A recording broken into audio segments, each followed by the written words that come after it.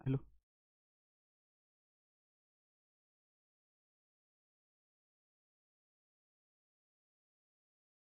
नमस्कार विद्यार्थी मित्रांनो, नीती आयएसच्या यूट्यूब चॅनलवरती आपलं स्वागत आहे. नुकतंच भारताच्या परराष्ट्र मंत्रालयानं 2024 साठीचा एक वार्षिक अहवाल प्रकाशित केला आहे. त्याच्यामध्ये 37 घटकांवरती या मंत्रालयानं विचार मांडलेले आहेत आणि 400+ पानांचा हा अहवाल आहे. त्याच्यामुळं सगळ्या गोष्टींबद्दल इथं बोलणं पॉसिबल नाही आहे. याचं मराठी अनुवाद जो आहे तर तो तुम्हाला PSIR पल्स नावाच्या टेलिग्राम चॅनलवरती उपलब्ध करून देतोय. जर का तुम्हाला इंग्लिशमध्ये वाचायचं असेल तर इंग्लिशमध्ये सगळीकडेच उपलब्ध आहे. इंग्लिशमध्ये सुद्धा अहवाल तुम्हाला त्याच टेलिग्राम चॅनलवरती मिळेल आणि त्याचं मराठी ट्रान्सलेशन PSIR पल्स नावाचा टेलिग्राम चॅनल आहे, तर त्या टेलिग्राम चॅनलवरती तुम्हाला ते उपलब्ध करून देण्याचा प्रयत्न करतोय. भारतीय परराष्ट्र मंत्रालयाचा वार्षिक अहवाल आहे हा. म्हणजे 2024 या वर्षात भारतानं कोणत्या कोणत्या गोष्टी केलेल्या आहेत किंवा जगाच्या राजकीय पटलावरती भारताची भूमिका काय राहिलेली आहे याचं विश्लेषण किंवा याची एकत्रितपणे मांडणी म्हणजे हा अहवाल आहे. तर याच अहवालाचं थोडंसं महत्त्वाचे मुद्दे म्हणजे ठळक मुद्दे कोणते आहेत तर त्याच्यावरती चर्चा करण्यासाठी आपण हे लेक्चर कंडक्ट करतोय. महत्त्वाच्या मुद्द्यांबद्दल डिस्कशन करतोय की जेणेकरून जर का तुम्हाला त्याच्यावरती प्रश्न आला, फॉर एक्झाम्पल मी तुम्हाला प्रश्नही सांगतोय कुठला येऊ शकतो, तर तुम्हाला तो लिहिता यावा. याशिवाय वेगवेगळ्या देशांना भारताच्या प्रमुखांनी, राष्ट्रप्रमुखांनी, इव्हन राष्ट्रपतींनी आणि पंतप्रधानांनी ज्या भेटी दिलेल्या आहेत तर त्या भेटीचं विश्लेषण सुद्धा तुम्हाला PIBच्या वेबसाईटवरती उपलब्ध आहे आणि या अहवालामध्ये सुद्धा त्यांनी दिलेलं आहे. आता इथं आपण ते सगळा डाटा काय घेणार नाही. ज्या देशांबरोबर काहीतरी नवीन गोष्टी केलेल्या आहेत, कुठल्या तरी देशाला आपण आर्थिक मदत केलेली आहे, आपल्या शेजारच्या देशांबरोबरचे आपले संबंध कसे आहेत, तर याचा एक थोडक्यात आढावा जो आहे तर इथं आपण घेतोय आणि जे महत्त्वाचे मुद्दे आहेत तर ते मी तुमच्यापर्यंत पोहोचवण्याचा प्रयत्न करतोय.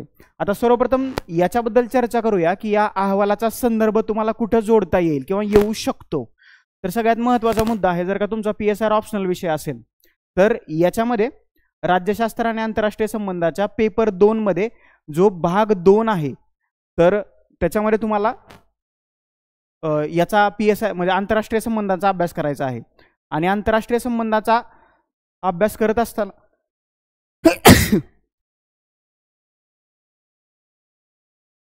आंतरराष्ट्रीय संबंधाचा अभ्यास करत असताना भारताचे संबंध वेगवेगळ्या देशांबरोबर कसे राहिलेले आहेत याच्याबद्दल चर्चा करणं ओघानं येतच. आणि ती सगळी जी चर्चा आहे तर ती तुम्हाला कुठं आलेली दिसते तर या अहवालात आलेली दिसते. त्या दृष्टीनं हा अहवाल जो आहे तर तो थोडासा जास्त महत्त्वाचा आहे, कारण भारताचं शेजारच्या राष्ट्राबरोबरचे संबंध असतील, इव्हन भारताचे लॅटिन अमेरिकन, आफ्रिकन, युरोपियन किंवा आशियातल्या इतर देशांबरोबरचे संबंध असतील तर ते कशा स्वरूपाचे आहेत, भारत त्या संबंधावरती कसं काम करते किंवा ग्लोबल साऊथचा लीडर म्हणून भारत कशी उभारी घेते, ही सगळी माहिती जी आहे तर ती तुम्हाला इथं मिळू शकते. आणि या पेपरचा जो भाग 2 जो आहे तर याच्यासाठी one of the best source म्हणजे हा अहवाल आहे. वेगवेगळी आंतरराष्ट्रीय संबंधाची पुस्तकं चाळत बसण्यापेक्षा एकदा जर का तुम्ही हा अहवाल वाचला तर बऱ्याचशा घटना घडामोडी ज्या आहेत तर त्या तुम्हाला इथं क्लिअर होऊ शकतात पेपर 1 ऑप्शनलसाठी. त्याच्यानंतर सामान्य अध्ययन GS2चा पेपर आहे मेन्स मधला आणि हा कंपल्सरी पेपर आहे. याच्यातला जो आंतरराष्ट्रीय संबंध म्हणजे IRचा जो पोर्शन आहे तर त्याच्यामध्ये तुम्हाला वेगवेगळ्या देशांबरोबरच्या संबंधांचा अभ्यास करायचा आहे. तर याची सुद्धा एक बेसिक आयडिया तुम्हाला या अहवालाच्या माध्यमातून येऊ शकते. उदाहरण परत नंतरचा पॉईंट आहे निबंध लेखन, एसे रायटिंगसाठी. भारताच्या परराष्ट्र धोरणाशी संबंधित एखादा एसे आला किंवा आता उदाहरणार्थ या अहवालामध्ये दहशतवादाबद्दल बोललं गेले, ग्लोबल साऊथ बद्दल बोललं गेले किंवा लॅटिन अमेरिकेचे देश असतील, युरोपातले देश असतील, आफ्रिकेतले देश असतील, याच्याबरोबर असणारे भारताच्या संबंधाबद्दल बोललं गेले, जर का त्याच्यावरती आधारित एखादा एसे आला किंवा निबंध आला तर तुम्हाला तो लिहिता येऊ शकतो. आणि त्याच्यानंतर आहे पूर्वपरीक्षा. आता बघा, पूर्वपरीक्षेमध्ये IRचे जे प्रश्न विचारले जातात, इंटरनॅशनल रिलेशनशी संबंधित असणारे जे प्रश्न विचारले जातात, हे UPSCचे जे प्रश्न विचारण्याचा पॅटर्न आहे तर तो थोडासा अवघड आहे MPSCच्या तुलनेत, हे लक्षात ठेवा. MPSCचे कसे प्रश्न असू शकतात की कुठल्या संस्थेमधून अमेरिका बाहेर पडली आहे किंवा नव्याने भारत कोणत्या संस्थेचा अध्यक्ष सदस्य झाला आहे की, तर याच्यावरती आधारित MPSCला प्रश्न असतात. तर हे दोन्ही पूर्वपरीक्षेतल्या प्रश्नांची उत्तरं तुम्हाला या अहवालामध्ये सापडू शकतात. म्हणजे अगदी ऑप्शनलसाठी, मेन्ससाठी, एसे रायटिंगसाठी आणि पूर्वपरीक्षेसाठी हा अहवाल महत्त्वाचा आहे. 400 पानांचा अहवाल आहे. उगाच काहीतरी काम नाही म्हणून हा अहवाल वाचत बसू नका. याचे ठळक मुद्दे आहेत ते तुम्हाला PIB वरती मिळतील किंवा क्लासेसच्या नोट्स असतील तर तिथून तुम्ही ते वाचू शकता. सगळा अहवाल वाचत बसला तर खूप वेळ लागू शकतो. आता याच्यावरती मी तुम्हाला सुरुवातीला म्हटल्याप्रमाणे मेनसाठी कसा प्रश्न येऊ शकतो, हा प्रश्न जो आहे तर तो PSR ऑप्शनलमध्ये पण येऊ शकतो आणि मेन्सचा GS2 मध्ये सुद्धा येऊ शकतो. बघा प्रश्न काय आहे, भारतीय परराष्ट्र मंत्रालयाच्या 2024च्या वार्षिक अहवालानुसार भारताच्या परराष्ट्र धोरणाच्या प्रमुख वैशिष्ट्यांचा आढावा घ्या किंवा ते म्हणतील चर्चा करा. कसाही प्रश्न येऊ द्या, त्याचं उत्तर एकच असलं पाहिजे.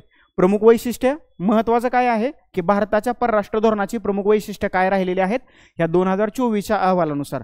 आणि आत्ता आपण जी चर्चा करतोय तर या प्रश्नाचं उत्तर या अनुषंगाने आपण चर्चा करणार आहे. जे महत्त्वाचे पॉईंट्स आहेत की ज्या या प्रश्नाच्या उत्तरात यायला पाहिजेत तर त्याच्याबद्दल आपण चर्चा करण्याचा प्रयत्न करूया.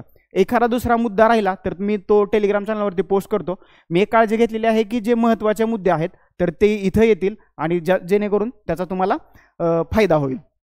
म्हणजे जे ठळक पॉईंट आहेत तर त्याच्याबद्दल आपण चर्चा करूया. मी जे टेलिग्राम चॅनलबद्दल बोललो होतो तर हा तो टेलिग्राम चॅनल आहे PSIR पल्स. जर का तुम्ही जॉईन केला असेल तर वेल अँड गुड, नसेल केला तर लगेच तुम्ही जॉईन करून घ्या. पहिला मुद्दा आहे भारताचा वाढता जागतिक प्रभाव, बहुपक्षीय नेतृत्व. आत्ता जी 17वी ब्रिक्स परिषद पार पडली, कुठं पार पडली तर ती रिओ दी जेनेरिओ ब्राझील येथे पार पडली. याच्याबद्दल आपण मागच्या लेक्चरमध्ये बोललेलो आहे. तर या ब्राझीलच्या या ब्रिक्स समिटमध्ये ह्या बहुपक्षीय नेतृत्वावरती किंवा मल्टीपोलार वर्ल्डवरती चर्चा झाली आहे. तुम्हाला माहित असेल की शीतयुद्धाच्या काळात जग 2 गटात विभागलं होतं. एक आहे अमेरिका धार्जिना आणि दुसरा आहे रशिया धार्जिना. तर भारताचं मत असं आहे की ना युनिपोलर असावं किंवा बायपोलर असावं, तर वर्ल्ड हे मल्टीपोलर असावं. आणि याच्याबद्दल ब्रिक्स समिटमध्ये सुद्धा जे ब्रिक्सचे 11 सदस्य आहेत तर त्यांनी याच्यावरती चर्चा केलेली आपल्याला दिसते. तर भारताचा वाढता जागतिक प्रभाव वाढतोय का तर वाढतोय, कारण ब्रिक्समधलं भारताचं महत्त्व वाढणं किंवा ग्लोबल साऊथमध्ये भारताचं महत्त्व वाढणं हा डायरेक्टली काय सांगतोय की जागतिक पटलावरती किंवा जागतिक राजकीय पटलावरती भारताचं महत्त्व वाढतंय. काय केले भारताने G20. आता हे जे सगळं आहे तर ते मी तुम्हाला खाली एकंदरीतपणे सांगतो. BRICS plus Shanghai cooperation organisation, कॉड. आता कॉड म्हणजे काय ते मी तुम्हाला शेवटी सांगतोय. याचबरोबर संयुक्त राष्ट्र यासारख्या प्रमुख मंचावरती भारताची प्रभावी भूमिका आहे.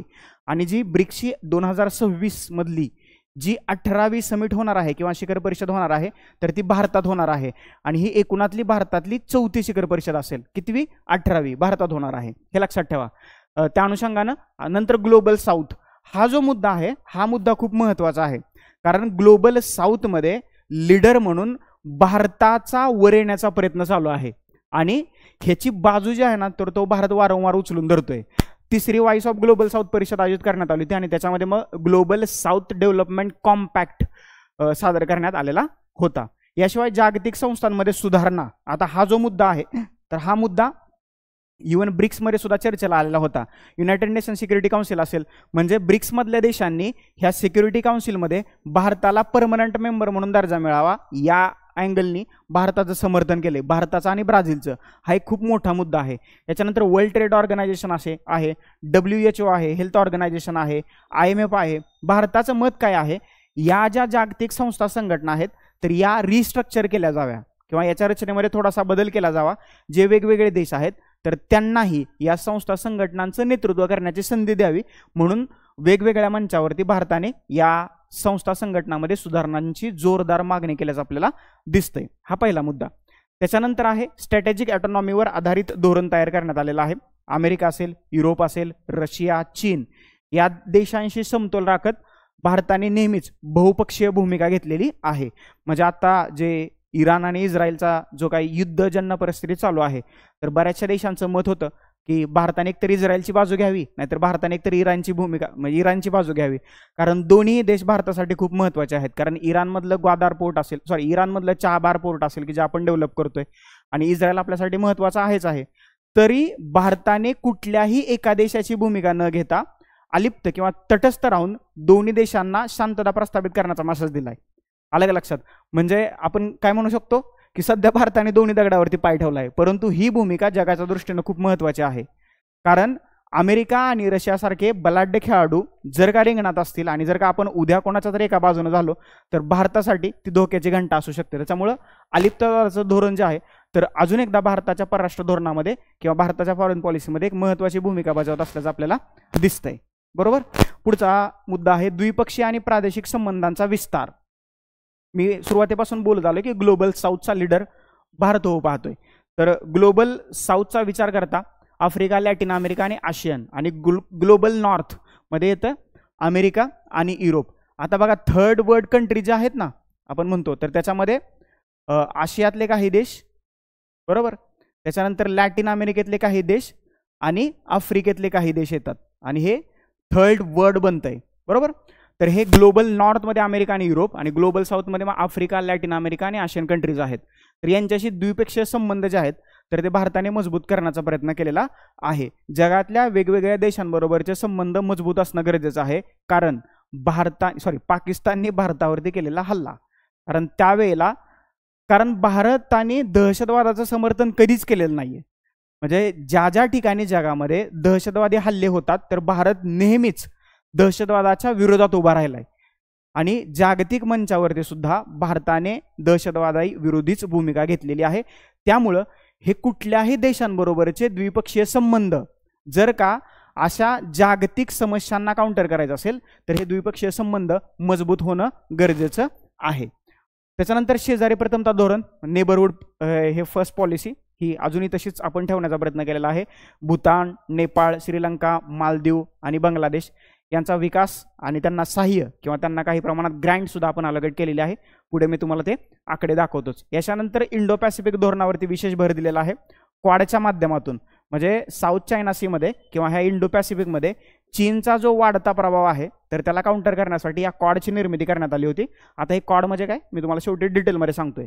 तर क्वाडच्या माध्यमातून आपण तंत्रज्ञान, सायबर सुरक्षा असेल आणि पायाभूत सुविधा असतील तर याच्यामध्ये सहकार्य वाढवण्याचा प्रयत्न केलेला आहे, की जेणेकरून उद्या इंडो पॅसिफिकमध्ये जर का चीनला आपल्याला काउंटर करायचं असेल तर ह्या सगळे आपल्या गोष्टी कामाला येऊ शकतात. त्याच्यानंतर सर्वात महत्त्वाचा मुद्दा जो झाला तर तो दहशतवाद विरोधी धोरण आणि राष्ट्रीय सुरक्षा याच्याबद्दल बोललं गेलंय, किंवा नॅशनल सिक्युरिटी डिप्लोमसीबद्दल सुद्धा बोललं गेलंय.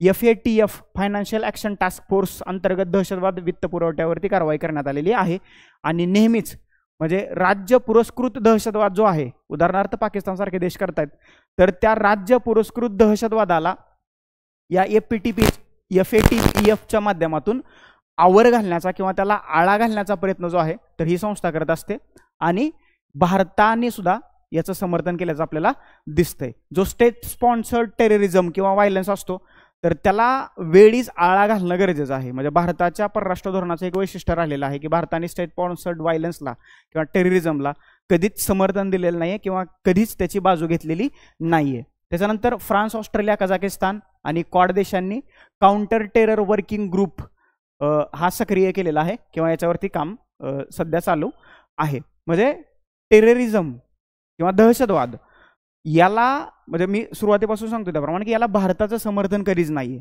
आणि भविष्यातही नसेल. तर त्याला काउंटर करण्यासाठी काउंटर टेरर वर्किंग ग्रुप जो आहे तर तो ऍक्टिव्ह केलेला आहे. कोणी कोणी? फ्रान्स आहे, ऑस्ट्रेलिया आहे, कझाकिस्तान आहे, आणि जे क्वाडमधले देश आहेत तर या सर्व देशांनी मिळून. तर तुम्हाला विचारू शकतात की काउंटर टेरर वर्किंग ग्रुप जो आहे तर याच्यामध्ये कोणत्या देशांचा समावेश आहे, तर क्वाडमधले देश आहेत आणि इतर 3 देश आहेत. फ्रान्स आहे, ऑस्ट्रेलिया आहे आणि कझाकिस्तान आहे, हा मध्य आशियातला देश आहे. त्याच्यानंतर झिरो टॉलरन्स ऑन टेररिझम ही भारताची जागतिक मंचावरची भूमिका जी आहे तर ती अगदी ठाम भूमिका राहिलेली आहे. म्हणजे दहशतवादाचं कोणतंही समर्थन भारत कधीही करत नाही, करत नव्हता आणि करणारही नाही. त्याचा चौथा मुद्दा आहे मानवी मदत कार्य आणि आपत्ती व्यवस्थापन. जगात ज्या ज्या देशांमध्ये आपत्ती आलेल्या आहेत तर त्या त्या देशांना भारताने मानवतावादी सहकार्य जे आहे तर ते आपल्याला केल्याचं दिसतंय. HADR म्हणजे humanitarian assistance and disaster relief मोहिमा ज्या आहेत तर त्या भारताने लॉन्च केलेल्या आहेत. त्याच्यामध्ये पहिला आहे ऑपरेशन इंद्रावती. हयातीमधून भारतीयांची सुटका केलेली आहे. कुवेतमध्ये जे काही भारतीय लोकांचे मृतदेह होते 45 भारतीय, तर ते पार्थिव जे आहेत तर ते भारतात आणलेले आहेत कुवेतमधून. त्याच्यानंतर ऑपरेशन सद्भावना लॉन्च केलं होतं. म्यानमारमध्ये जे चक्रीवादळ आलं होतं तर त्या चक्रीवादळातून तिथल्या नागरिकांना, स्थानिकांना रिलीफ मिळवून देण्यासाठी हे सुरू केलेलं ऑपरेशन होतं. त्याच्यानंतर गाझा, सिरिया, पॅलेस्टाईन यांना औषधे आणि अन्नधान्यांची मदत जी आहे तर ती केलेली आहे. तुम्हाला माहित असेल की MPSC प्रीला एक प्रश्न आला होता, युक्रेनला आपण मदत केली होती. भीष्म नावाचं पोर्टेबल हॉस्पिटल जे आहे ओके ते आपण युक्रेनला दिलं होतं आणि MPSCने त्याच्यावरती प्रश्न विचारलेला होता. ही सुद्धा एक मानवतावादी मदतच आहे.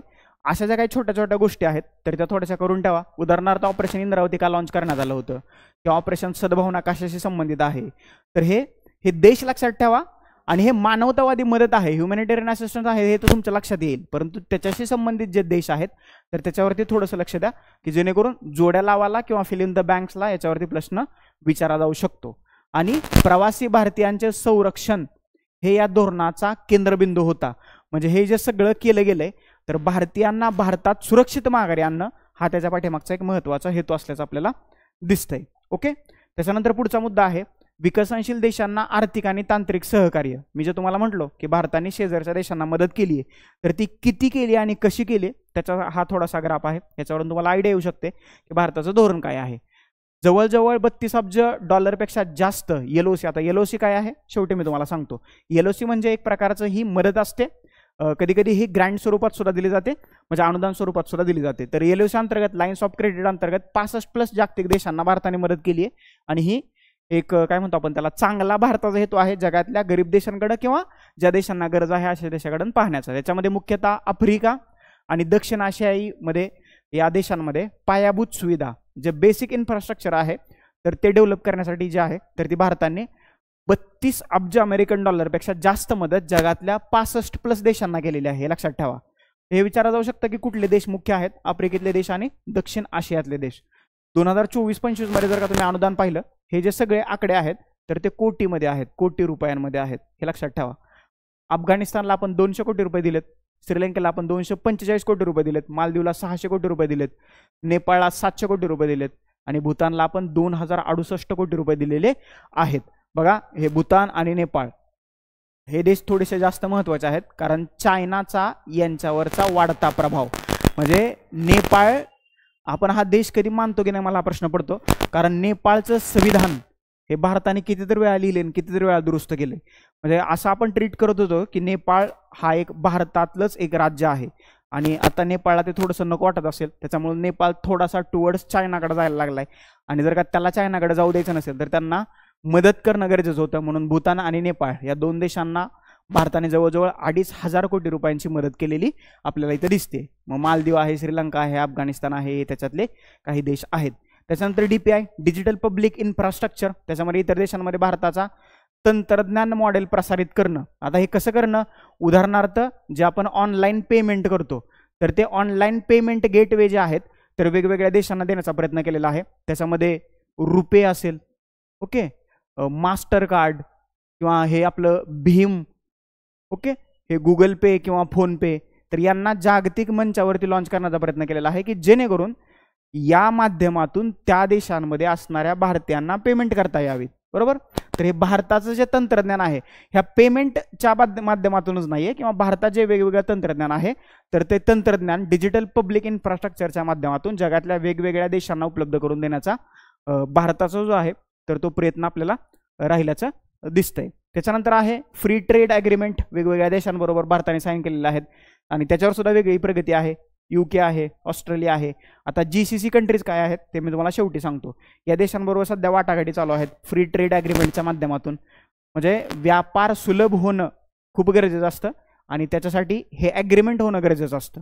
अलग लक्षात. तर हे वेगवेगळ्या देशाबरोबर भारताने फ्री ट्रेड ॲग्रीमेंट जे आहेत तर ते साईन केलेले आहेत आणि त्याच्यावरती सध्या चर्चा ज्या आहेत तर त्या 2024 मध्ये वर्षभरात आपल्याला झाल्याचं दिसतंय. 6वा महत्त्वाचा मुद्दा आहे प्रवासी भारतीय आणि सॉफ्ट पॉवरचा प्रभाव. आता तुम्हाला ते प्रश्न विचारू शकतात 2025चा प्रवासी भारतीय दिवस कुठला, प्रवासी भारतीय दिवस कुठल्या राज्यामध्ये सेलिब्रेट करण्यात आला. ओके. तर या प्रश्नाचं उत्तर आहे ओडिसा. हे लक्षात ठेवा.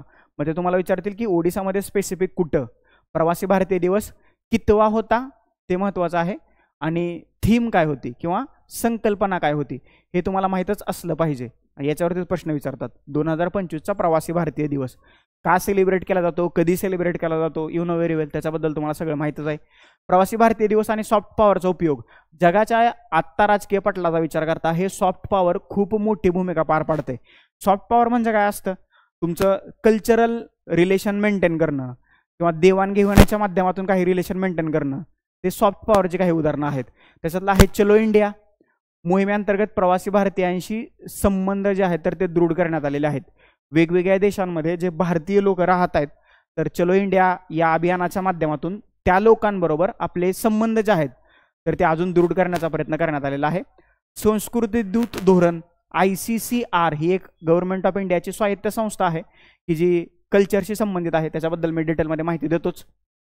तर संस्कृती दूत धोरणाअंतर्गत योग दिवस असेल, आयुर्वेद असेल आणि संस्कृत याचा प्रचार प्रसार करण्याचं काम जे आहे तर ते भारताने 2024 मध्ये केलेलं आहे. वेगवेगळे जे राष्ट्रीय किंवा आंतरराष्ट्रीय प्लॅटफॉर्म जे आहेत किंवा मंच आहेत तर या मंचाच्या माध्यमातून भारताने योग दिवस, योगा डे जो आहे तर तो सेलिब्रेट केलेला आहे. 21 जून आत्ताच तो झालेला आहे.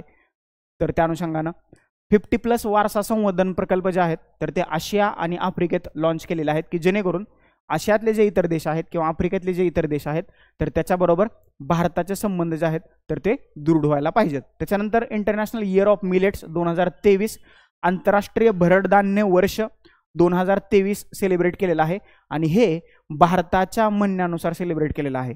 आणि या माध्यमातून भारताने फूड डिप्लोमसीला पुढे घेऊन चाललेला आहे. म्हणजे भारतात काँग्रेस नावाचं गवत आलं कुठून, तिथपासून ते अन्न सुरक्षा कायदा आणि मग भारताची फूड डिप्लोमसी इथपर्यंतचा भारताचा प्रवास म्हणजे हे प्रगतीचे एक लक्षण आहे. आणि international year of millet celebrate करणं ही भारताच्या दृष्टीने एक महत्त्वाची गोष्ट आहे. तर 2023 हे इंटरनॅशनल इयर ऑफ मिलेट्स होतं, हे लक्षात ठेवा. याच्याबद्दल तुम्हाला पर्टिक्युलर प्रश्न विचारला जाऊ शकतो. हा भारताचा इनिशिएटिव्ह आहे. भरड धान्य वर्ष, त्याला मराठीत काय म्हणायचं, भरड धान्य वर्ष कधी 2023 इनिशिएटिव्ह बाय इंडिया, हे लक्षात ठेवा 2023. आता काय विचारणार नाही कारण साधं 2025 चालू आहे, विचारलं तर लक्षात ठेवा 2023 होतं. राजनैतिक नेटवर्कचा विस्तार म्हणजे जे पॉलिटिकल रिलेशन्स जे आहेत किंवा जे नेटवर्क जे आहेत तर त्याचा विस्तार जो आहे तर तो केलेला दिसतोय. नव्या 11 भारतीय दूतावास जे आहेत किंवा एम्बेसीज जे आहेत वेगवेगळ्या देशामध्ये तर त्या स्थापन करण्यात आलेल्या आहेत, विशेषतः कुठं, आफ्रिकेत. त्याच्यानंतर 194 भारतीय राजनैतिक कार्यालय. ग्लोबल डिप्लोमसी इंडेक्स, आता माझा प्रश्न आहे हा इंडेक्स कोण काढतं? याच्यात भारताचं 11वं स्थान आहे, हे तुम्हाला माहित आहे. कमेंट बॉक्समध्ये उत्तर कमेंट करा की ग्लोबल डिप्लोमसी इंडेक्स कोण काढतं, कुठली संस्था काढते, बरोबर.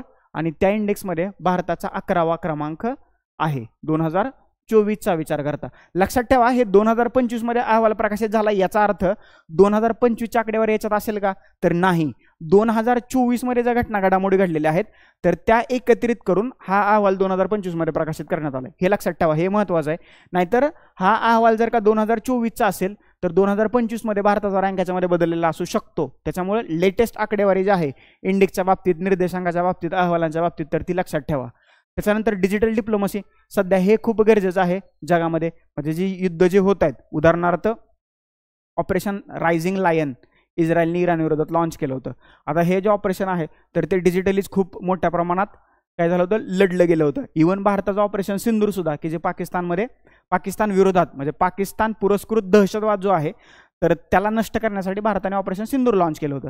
तर त्याच्यामध्ये सुद्धा जे ड्रोन्स वगैरे किंवा जी काही अत्याधुनिक शस्त्रास्त्र वापरण्यात आली तर त्याच्यामध्ये सुद्धा डिजिटली आपण जे महत्त्व होतं तर ते तिथं अधोरेखित झाल्याचं आपल्याला दिसतं. तर या कार्यक्रमांचा वाढता वापर जो आहे तर तो भारताने केल्याचं आपल्याला दिसतंय.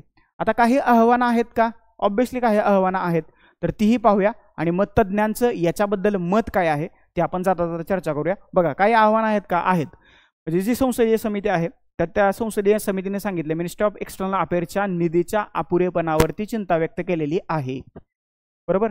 जर का एखाद्या देशाचं परराष्ट्र धोरण स्ट्रॉंग करायचं असेल तर या मंत्रालयावरती होणारा निधी किंवा खर्च केला जाणारा निधी तो सुद्धा जास्तच असला पाहिजे, बरोबर. याचा अर्थ शिक्षणावरचा निधी कमी करायचा का, नाही, त्याच्यावरती सुद्धा तेवढाच निधी खर्च झाला पाहिजे. बाकीच्या म्हणजे जो पैशांचा अपव्यय होतोय तर तो कमी केला पाहिजे आणि याच्यावरती या संसदीय समितीने थोडीशी चिंता व्यक्त केलेली आहे. त्याच्यानंतर वाढत्या जागतिक जबाबदाऱ्या लक्षात घेता निश्चित आणि वाढीव बजेटची आवश्यकता आहे. म्हणजे बजेटचाच पुन्हा एकदा इथं प्रश्न आहे. आणि रशिया युक्रेन युद्ध असेल, चीनचा सीमावाद असेल भारताबरोबर, पश्चिमात्य युद्धसदृश स्थिती आणि या पार्श्वभूमीवरती संतुलित परराष्ट्र धोरणाचं महत्त्व सुद्धा इथं आपल्याला अधोरेखित झाल्याचं या ठिकाणी दिसतंय. आणि सगळ्यात महत्त्वाची गोष्ट म्हणजे तज्ज्ञांचं मत काय आहे याच्यावरती, बरोबर. हे वाक्य खूप महत्त्वाचं आहे. भारत आत्ता फक्त जागतिक घडामोडीवर प्रतिक्रिया देत नाहीये तर भारत जागतिक घडामोडी घडवतोय. म्हणजे बघा युक्रेन रशिया युद्ध असेल किंवा इस्रायल इराण युद्ध असेल, भारताचं गप्प बसणं हे खूप महत्त्वाचं ठरलंय, हे लक्षात ठेवा. त्याच्यामुळं न बोलताही भारत खूप काय करून जातोय, त्याच्यामुळं हे वाक्य खूप महत्त्वाचं आहे. तर सध्या भारत फक्त जागतिक घडामोडीवरती प्रतिक्रिया देत नाहीये, तर काही जागतिक घडामोडी भारत घडवतोय, हे लक्षात ठेवा. बरोबर. त्याच्यानंतर भारताचं परराष्ट्र धोरण 2024 मध्ये प्रतिक्रियाशीलतेहून पुढे जाऊन सक्रिय नेतृत्वात्मक बनलेलं आहे. ऍक्टिव्ह लिडरशिप खाली ते आलेलं आहे. म्हणजे फक्त आपण आता प्रतिक्रिया देत बसत नाहीये, बरोबर, आपण काहीतरी ऍक्टिव्ह कृती करतोय. बरोबर. विश्वबंधू म्हणून भारताची प्रतिमा आता बळकट झालेली आहे. म्हणजे आत्ताच भारताच्या पंतप्रधानांनी 5 देशांचा केलेला दौरा आणि त्या दौऱ्यांमध्ये त्या देशाचा सर्वोच्च सन्मान भारताच्या पंतप्रधानांना प्राप्त होणं, याचाच अर्थ काय, विश्वबंधू म्हणून भारताचा असणारा जगाच्या राजकीय पटलावरचा जो रोल आहे तर तो सध्या आपल्याला बळकट झाल्याचं दिसतंय.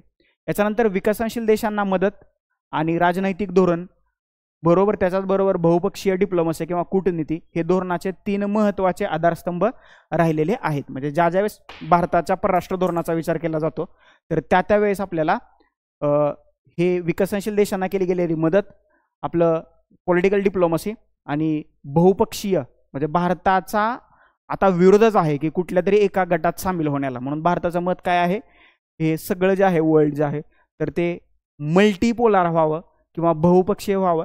तर त्या अनुषंगानं हे भारताच्या परराष्ट्र धोरणाचे 3 आधारस्तंभ म्हणून याच्याकडं पाहता येईल. आलं लक्षात.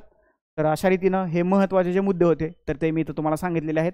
आता ज्या संस्था आहेत तर या संस्थांबद्दल आपण थोडक्यात पाहूया की कुठल्या कुठल्या संस्था आहेत. मी तुम्हाला म्हटलं होतं की पहिल्यांदा क्वाड काय आहे, क्वाड्रिलॅटरल सिक्युरिटी डायलॉग, आणि हा कोणते कोणते देश सहभागी आहेत, याच्यामध्ये भारत आहे, अमेरिका, जपान, ऑस्ट्रेलिया यांची इंडो पॅसिफिक क्षेत्रातील ही एक स्ट्रॅटेजिक पार्टनरशिप आहे. आणि कशासाठी पार्टनरशिप आहे, सगळ्यात महत्त्वाचं आहे, चीनला काउंटर करण्यासाठी, हे लक्षात ठेवा. 2004 मध्ये सुनामीच्या वेळेला हा एक पार्टनरशिप प्रोग्राम सुरू झाला होता, परंतु मग 2017 पासून क्वाडला जागतिक राजकारणात धोरणात्मक महत्त्व जे आहे तर ते आपल्याला प्राप्त झाल्याचं दिसतंय. इंडो पॅसिफिकमध्ये जर का चीनला काउंटर करायचं असेल तर या देशांनी एकत्र येणं गरजेचं होतं, त्याच्यामुळे सध्या हे देश एकत्र आलेले आहेत, क्वाड्रिलॅटरल सिक्युरिटी डायलॉग. त्याच्यानंतर एक मुद्दा आला होता GCC, gulf cooperation council, Saudi Arabia, UAE, Qatar, Oman, Bahrain आणि कुवेत या 6 आखाती अरब देशांचा हा एक समूह आहे.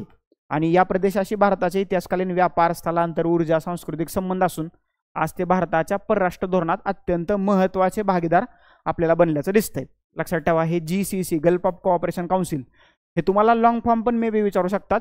आणि महत्त्वाचं हे सदस्य कुठले कुठले देश आहेत हे लक्षात ठेवा. हे 6 देश आहेत, आखाती अरब देश आहेत. त्याच्यानंतर जी संस्था आहे ICCR, भारतीय सांस्कृतिक संबंध परिषद, ही भारत सरकारची एक स्वायत्त संस्था आहे. आणि जर का बाय चान्स याच्यावरती प्रश्न आला तर मौलाना अबुल कलाम आझाद यांचं नाव लक्षात ठेवा. 1949 मध्ये त्यांनी या संस्थेची स्थापना केली होती. म्हणजे कल्चरल डिप्लोमसी, सॉफ्ट पॉवर म्हणून जे मी तुम्हाला म्हटलं ना कल्चर वापरलं जातं तर ते असं वापरलं जातं. कल्चरल डिप्लोमसीद्वारे भारताचं जागतिक संबंध बळकट करण्याचं कार्य जे आहे तर या ICCR कडे देण्यात आलेलं आहे. त्याच्यानंतर FATF, financial action task force, ही जी महत्त्वाची संस्था आहे, दहशतवादाला जो वित्त पुरवठा होतोय तर तो खंडित करण्याचं काम या संस्थेचं आहे. जागतिक स्तरावरील आंतरराष्ट्रीय संस्था आहे जी धोरणं ठरवून देशांना दहशतवादाला आर्थिक मदत रोखण्यासाठी मार्गदर्शन करते. म्हणजे रोखते का फक्त नाही, मदत, आर्थिक मदत रोखण्यासाठी काय करते, मार्गदर्शन करते. म्हणजे सगळ्यात महत्त्वाचं हे आहे. म्हणजे तुम्ही कसा पुरवठा करू शकत नाही किंवा करू नये हे FATFचं काम आहे. 1989 साली G7 देशांच्या पुढाकारानं ही स्थापन झाली होती. लक्षात ठेवा, G7. आणि ब्रिक्समध्ये G7ला काउंटर करण्यासाठी बरीचशी चर्चा झाली, त्याच्याबद्दल आपण बोललेलो आहे. 1989 हे जे आहे तर याचं स्थापना वर्ष आहे, लक्षात ठेवा, हे महत्त्वाचं आहे. आज FATF ही मनी लॉन्ड्रिंग असेल आणि टेरर फायनान्सिंग विरोधातील जगातील धोरणात्मक यंत्रणा मानली जाते. मनी लॉन्ड्रिंग सध्या हे खूप महत्त्वाचे विषय आहेत. आणि टेरर फायनान्सिंग किंवा टेरर फंडिंग, म्हणजे उदाहरणार्थ पाकिस्तान, हा कार्यक्रम त्यांच्याकडे चालतोय. तर याला जर का हे होऊ द्यायचं नसेल तर या संस्थेचा रोल जो आहे तर तो थोडासा म्हणण्यापेक्षा जास्तच महत्त्वाचा आहे. आणि मग पुढे येतं लाईन्स ऑफ क्रेडिट, LOC म्हणजे ते LOC नाही आहे, लाईन ऑफ ॲक्च्युअल कंट्रोल नाही आहे, तर हे लाईन्स ऑफ क्रेडिट आहे. एखाद्या देशाने किंवा संस्थेने इतर देशाला विकासात्मक प्रकल्पासाठी दिलेलं कर्ज. आणि हे सहसा काय असतं, हे सवलतीच्या दरानं दिलं जातं. आणि जे शेजारचे देश आहेत नेपाळ, भूटान, अफगाणिस्तान, म्यानमार, तर यांना आपण LOC देतो, लाईन्स ऑफ क्रेडिट. आणि हे सवलतीच्या दरानं असतं. म्हणजे भारतातल्या बुलेट ट्रेनमध्ये जपानची इन्व्हेस्टमेंट, तर हा त्याचाच एक भाग आहे, हे लक्षात ठेवा. म्हणजे त्या देशाकडून. आणि भारत सरकारकडून LOC बहुधा भारतीय निर्यात आयात बँक, एक्झिम बँक जे आहे, तर त्या बँकेकडून हे दिलं जातं. आणि हे कर्ज प्रणाली अंतर्गत सहकार्य आणि सॉफ्ट पॉवर डिप्लोमसीचा एक प्रभावी माध्यम म्हणून LOC कडे पाहिलं जातं. कारण बघा, एखाद्या देशामध्ये तुम्ही डायरेक्ट जाऊन एखादी गोष्ट करू शकता का, तर याचं उत्तर आहे नाही. तुम्ही कसं करू शकता, म्हणजे अफगाणिस्तानच्या संसदेचं बांधकाम भारताच्या पैशातून होतंय. ही खूप इंटरेस्टिंग गोष्ट आहे ना. म्हणजे नेपाळच्या संविधानाची निर्मिती भारतातले अधिकारी जाऊन करतायत, ही पण खूप इंटरेस्टिंग गोष्ट आहे. भूतानमधले किंवा नेपाळमधले काही विकास प्रकल्प किंवा बेसिक इन्फ्रास्ट्रक्चर डेव्हलपमेंट प्रकल्प भारताच्या निधीतून चालत आहेत. म्हणजे याचा अर्थ काय, ते देश भारताचा नाही कावच लागेल. नाही ऐकलं तर मग LOC बंद. ओके, तर हा एक डिप्लोमसीचा भाग असतो. आलं लक्षात. तर अशा रीतीनं मिनिस्ट्री ऑफ एक्सटर्नल अफेअर्स 2024चा त्यांचा जो वार्षिक अहवाल होता, तर त्या अहवालाबद्दल जेवढे घटक महत्त्वाचे होते तर मी तुमच्यासमोर ते मांडण्याचा प्रयत्न केलेला आहे. याचं मराठी ट्रान्सलेशनवरती काम चालू आहे, तर ती तुम्हाला ट्रान्सलेशन जे आहे तर PSI पल्स नावाच्या टेलिग्राम चॅनलवरती उपलब्ध करून देण्याचा प्रयत्न करतोय. इंग्लिश जी आवृत्ती आहे तर ती तुम्हाला सगळीकडे मिळून जाईल. आणि प्रश्न कसा येईल, त्याचं उत्तर काय असलं पाहिजे, तर या अनुषंगाने ते उत्तर असलं पाहिजे. म्हणजे या 2024च्या धोरणाची ठळक वैशिष्ट्ये कोणती आहेत याच्यावरती चर्चा करा किंवा याचा आढावा घ्या. या अँगलने तुम्हाला मुख्य परीक्षेसाठी प्रश्न विचारला जाऊ शकतो. आणि पूर्व परीक्षेचा विचार करता कुठल्या देशाबरोबर कशा प्रकारचे संबंध आहेत, कोणाला किती ग्रँट दिली, कुठल्या संस्थेबरोबर आपण नवीन संबंध प्रस्थापित केलेले आहेत, किंवा कुठल्या संस्थेचा अध्यक्ष, सदस्य, हे या सगळ्या गोष्टींवरती तुम्हाला पूर्व परीक्षेला प्रश्न विचारला जाऊ शकतो. तर अशा रीतीनं तुर्तास आता आपण इथं थांबूया. याच्याबद्दल तुमचे अजूनही काही डाऊट, क्वेरीज, क्वेश्चन, सजेशन्स असतील तर कमेंट बॉक्समध्ये कमेंट करा. लेक्चर कसं वाटलं हे नक्की सांगा. चॅनल सबस्क्राईब केलं नसेल चॅनल सबस्क्राईब करा. शेजारी बेल आयकॉन दिली ती प्रेस करा, जेणेकरून नवीन लेक्चरचे नोटिफिकेशन सर्वात पहिल्यांदा तुम्हाला येतील. थँक्यू सो मच, धन्यवाद. नेक्स्ट लेक्चरमध्ये आपण भेटूयाच.